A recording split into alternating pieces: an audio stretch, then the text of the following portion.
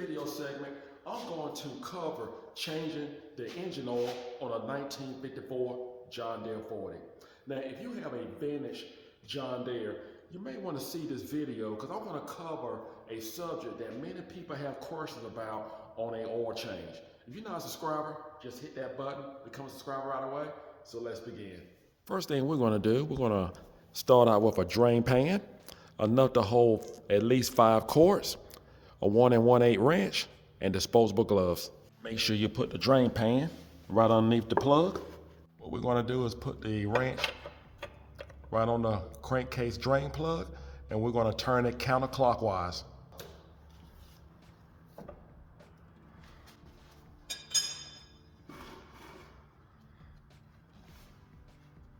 According to the service manual, you're supposed to change your engine oil every 120 hours.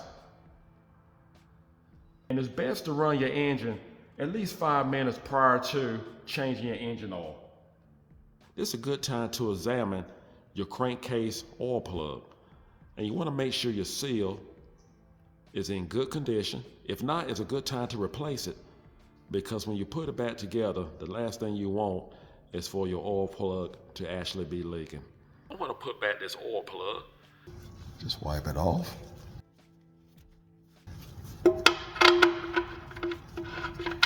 Mount back our crankcase oil plug.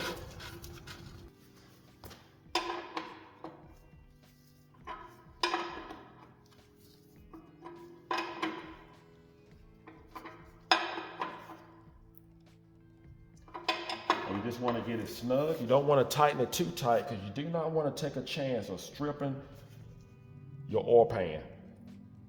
Just tighten it down snug. That should do. Now we're going to remove our oil filter. We have a stud nut right here.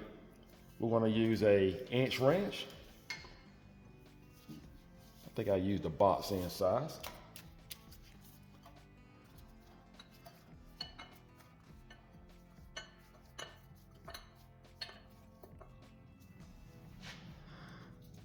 Or you can just screw the whole canister off.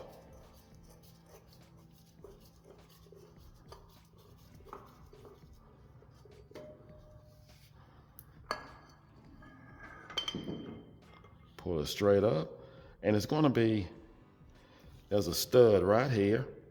So the stud actually came out. The stud may stay in place or come out. In this case, lucky me, it came out. Now we're going to remove the filter, and I want to make you aware, if you have original style filter, be aware that there's a lower sealing plate that goes right underneath here. And make sure before you discard your filter, your element, that you make sure you remove that lower sealing plate that's underneath here, because it is very important, if you're using the original style filter, that you actually go back with that lower sealing plate underneath your filter. Now, this is the part number for the original filter. And that filter, you have to have the lower sealing plate. And if you do not have the lower sealing plate, according to the manual, it will affect your engine oil pressure. Now, I'm not going to be using that plate, nor I'm going to be using the original style filter, because first of all, I cannot get that filter. If you find that filter, most likely it's because someone have it on the shelf somewhere. But the John Deere dealer that I deal with that has been in business for many years, I have spoken with the parts department, and we have sat down and talked about this. And the filter that you will actually use will be this filter here. And here's the part number. And it's going to come with, it's going to be this style filter here. And the lower plate is not needed for this filter. John Deere has changed up. This is the filter you're going to use, and it's going to come with your O-ring. You still need your O-ring to actually seal off the canister there to make sure you have no leak. So I just want to make this clear that the reason why I am not using that lower plate is because the filter that we're going to use, you do not need that plate, according to the experts that I deal with at John Deere. I'm going to take time to wash out the housing, the canister, with some parts washer. And you could take it apart if you choose to do so. I don't have the need to actually do that.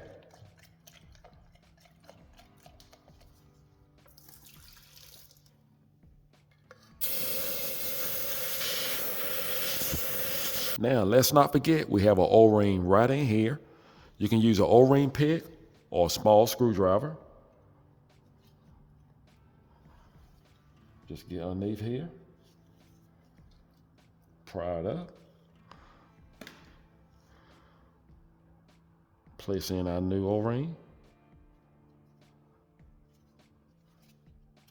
And if it's not sitting quite right, just take it. Don't pull it too hard.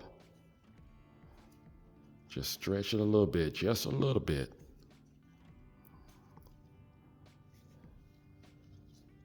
Now put it back. That's much better. Drop in your new oil filter. Now we can put our case back on.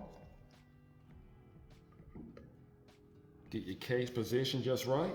Tighten down your stud. Again, we need a 1-inch wrench.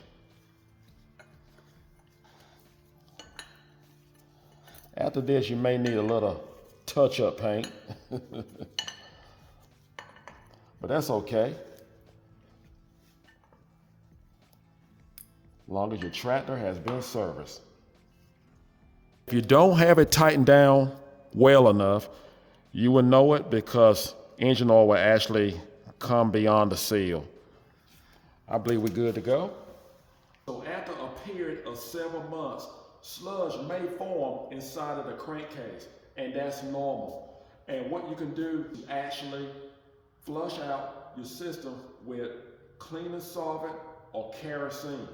And what you can do after you have drained your crankcase system, your oil pan that is, you can actually pour kerosene inside of your crankcase and actually run it for a second or two.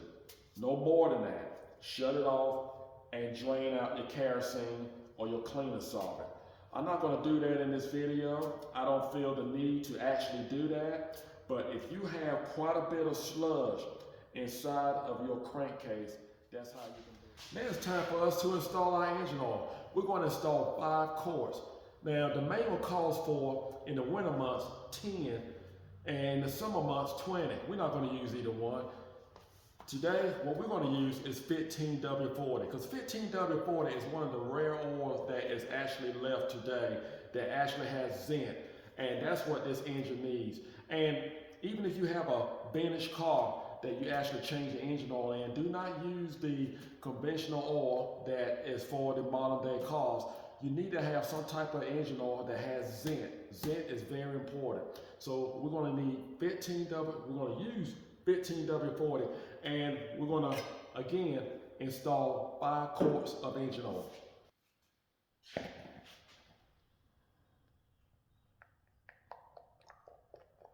We have exactly 5 quarts inside the engine.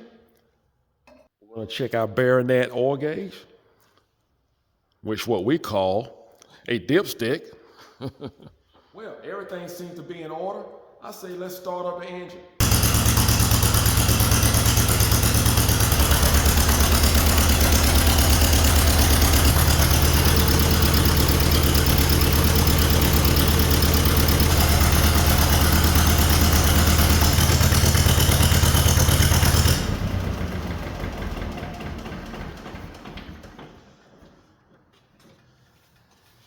Well, as you can see, with the new filter, the new style filter, I have no problem with oil pressure gauge on my filter.